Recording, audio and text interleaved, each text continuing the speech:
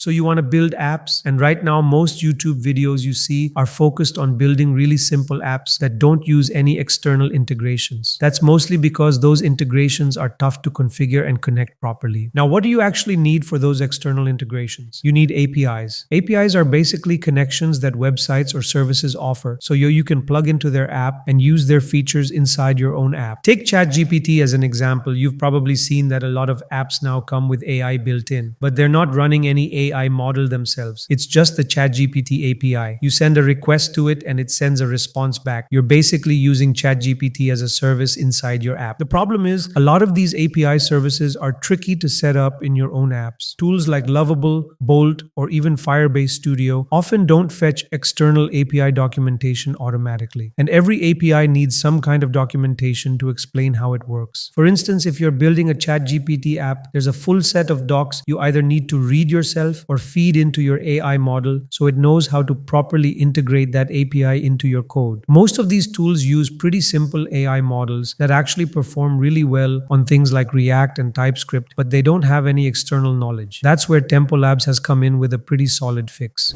Alright, so what they've done is introduce this new MCP App Store, and right now I'm in a new project by ElevenLabs. I'm going to show you how we can build a project using these MCP integrations. What they've basically done is take these APIs, these external integrations, and put them on an MCP server. The app just needs to access that MCP server, and the full documentation for the external integration is already built in. So the AI knows exactly how to connect to each individual service, and that's the fun part. You just install it and the integration is ready to go. No need to read the documentation or explain anything to the AI. Just install it, drop in your API keys because those are still required, and it works. It really is that simple. First, you need to connect it to Supabase to get started. Just go ahead and connect to Supabase. If you haven't signed up yet, you'll need to create an account, make an organization like we've done here, and then authorize ElevenLabs. Once you're connected, you can pick any of your projects like I picked Test and connect that. You'll see that Supabase is now linked and ready to use. Now let's go back to the App Store. You'll see a browse section where you can look through all the external integrations you might want to use. There are a bunch of them like Firecrawl. In their demo, ElevenLabs showed how they built a web crawler by pasting a link to any website and it automatically crawled that site. They also connected an LLM, and you can do that too. For example, you can connect Gemini to process the crawl data, summarize it, and give you the main points from any site. Or if you just want the raw data, Firecrawl works great. It's a solid web crawler. Installing it is super easy. Just grab your API key from the Firecrawl dashboard, paste it in, click connect, and you're done. After that, you can tell the AI that the app is installed and it'll start using it. For this demo, we're going to install ElevenLabs and actually build something with it. So let's click on install. You'll see we need to paste our API key here. I've got mine saved somewhere safe, so I'll paste that in, hit connect, and then I'll show you what we're about to build.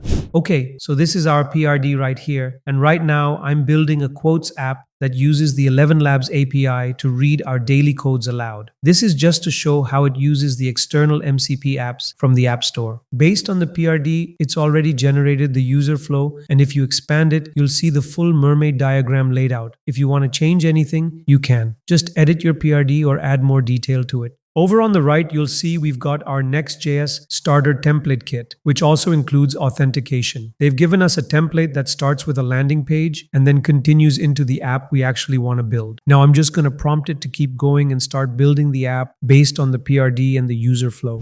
If you're enjoying the video, I'd really appreciate it if you could subscribe to the channel. We're aiming to hit 25,000 subscribers by the end of this month, and your support really helps. We share videos like this 3 times a week, so there's always something new and useful for you to check out.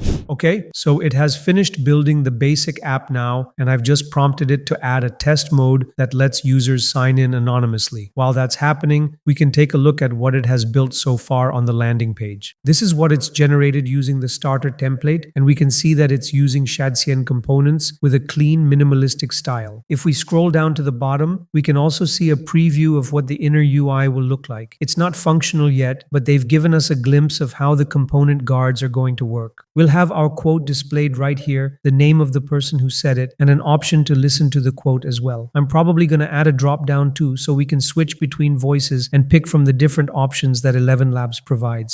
Okay, so as you can see, we're here on the dashboard right now. It's pretty clean and minimal. Tempo is really a React builder, so it knows how to write React code, and honestly, this looks amazing. On the left, we've got multiple sections, but to be honest, I don't think most of them are working right now. The only one that works is the quote generator, and at the moment, we're not generating any new quotes since we already have some saved. So if I click this, it won't generate a new quote. It'll just fetch one from the database. We can easily add that functionality too, since we've got MCP stores for OpenAI, Tropic, and Gemini. We just need to plug in our API keys for those, and we'll be able to generate quote ourselves. It's that simple to add new features directly into your app. Now, I haven't tested this fully yet, but let's go ahead and give it a listen. The best way to predict the future is to create it. You can see we got a notification that the quote was being played, and that's because I added some error logging earlier. There were issues with voice generation, and I added that logging to help figure out what was wrong. But now that it's fixed, we got the transcription and it looks great. One thing that's still missing is the ability to switch between multiple voices and choose from a drop-down menu. So let's go ahead and ask Tempo to add that in too.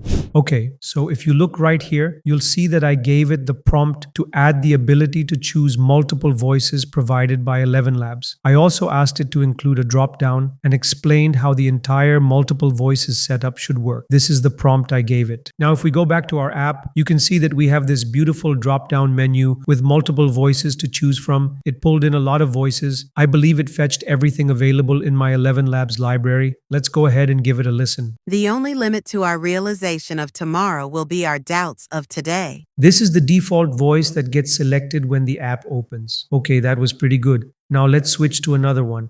Let's say we pick the voice of George. The only limit to our realization of tomorrow will be our doubts of today. The only limit to our realization of tomorrow will be our doubts of today. That works too. So you can see it's working really well. We can switch to any voice we want. Honestly, the voice integration with ElevenLabs was super seamless. I didn't even have to check the API documentation. I haven't explored the rest of the app yet, but I noticed that the user flow also generated a share button. So if I click that, it actually brings up the default macOS sharing menu. That means I can share the quote or even the audio. That's a really nice touch. We also have a save button that lets us store the quotes. And when I go into the saved quotes section, I can see that the quote has been added. That's pretty impressive. So this is a really cool feature that Tempo Labs has introduced. It makes integrating tools like these into your app incredibly simple. You just tell the AI what you want and it handles everything. You don't need to read documentation or load it into the AI because it's already built in. Right now, they've got a solid collection of these external connections available, and I think even more are on the way.